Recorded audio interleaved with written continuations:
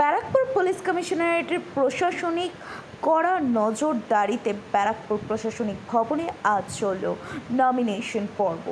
এখনো পর্যন্ত সুষ্ঠুভাবে এবং শান্তি শৃঙ্খলার মধ্য থেকে চলল এই নমিনেশন পর্ব। কি জানালেন ব্যারাকপুর পুলিশ কমিশনার? আমরা পুরা এখানে পুলিশ का डिप्लॉयमेंट করলাম और सीएपीएफ के আমরা পুরা কাফি মাত্রা में এখানে আমরা দিয়ে দিয়েছি। সব ট্রাফিক অফিসার্স আছে, সব সিনিয়র অফিসার भी এখানে রুট লাইনিং এ আছে। আমরা কিছু ট্রাফিক ডাইভারশন করেছি, আমরা নিজেই আছি।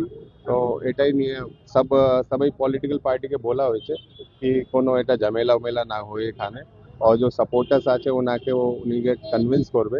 और ওনাকে একটু আমরা টাইম দিয়েছি কি সকালবেলা একটা পলিটিক্যাল পার্টি করে নেবে, একটু थोड़ा सा टाइम डिफरेंस থাকতে হবে, তো সবাই জন্য ভালো হবে।